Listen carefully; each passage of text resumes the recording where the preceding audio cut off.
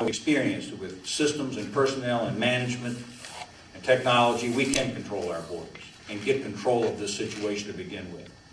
We should not have an amnesty that talks, once again, about an automatic path to citizenship. This is not a proper policy.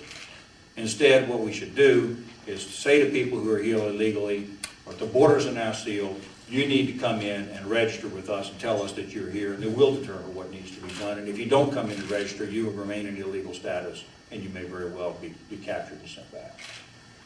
We have to do something in order to address these kinds of issues with employers and employing people who are illegal aliens and driving down wages for regular working people.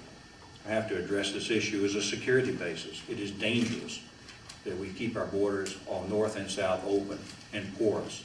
It's a danger to the United States. Americans expect all of us, each other, to obey the law. I have been an elected prosecutor. I've been a courtroom lawyer. I've been an elected prosecutor. I've tried murder cases myself. I've handled other cases and handled lawyers who prosecute thousands of felony cases. I've been the Attorney General of the state of Virginia, and I know what Americans expect.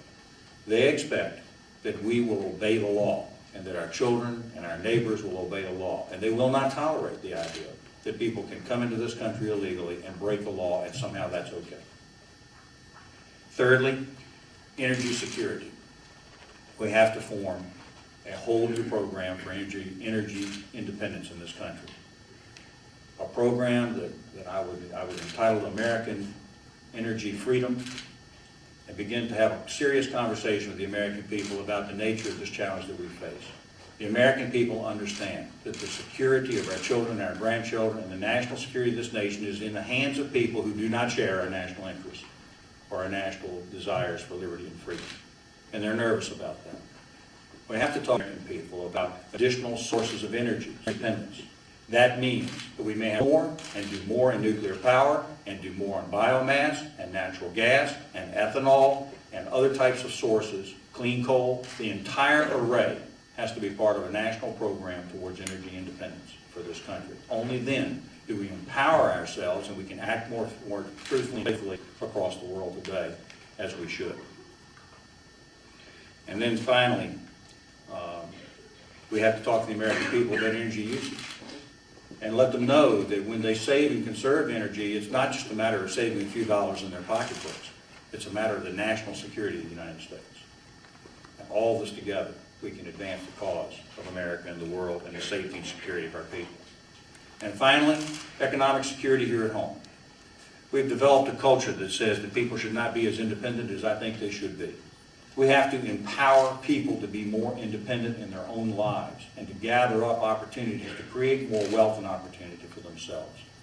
It's not a matter of just teaching people that they should prepare to be dependent upon government programs, which is breaking the back of the taxpayer as we try to support it.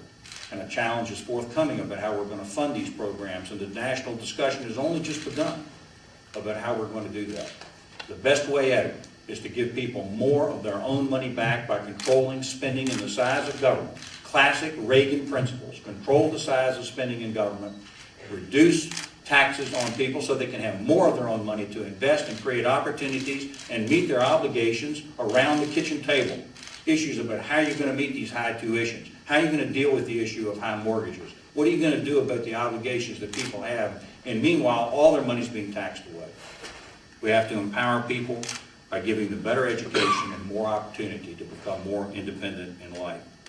So these are the principles that we have, and we're going to talk more about this in this campaign. And we're going to do it a lot through the web page.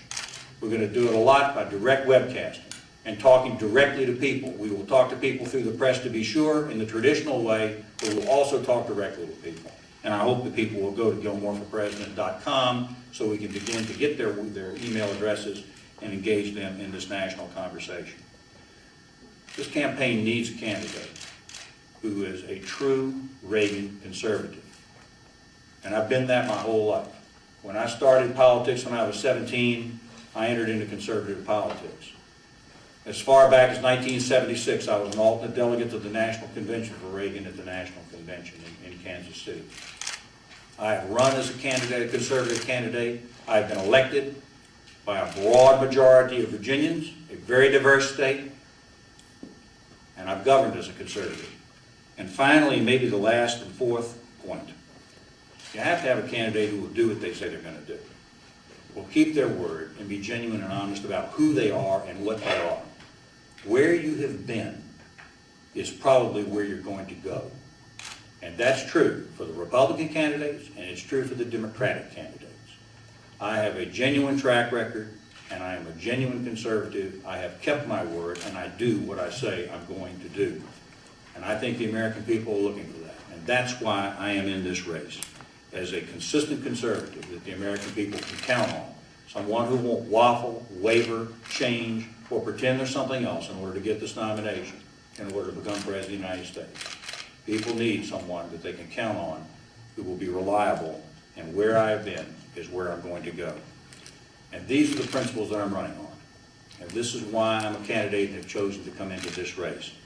And if together we push forward this candidate based upon these values and these principles, I believe we will create an America that is safe, that is confident and self-confident, that is more independent, and preserves all of our freedoms at home and around the world. Thank you for the chance to be here today. Thank you for coming to this announcement.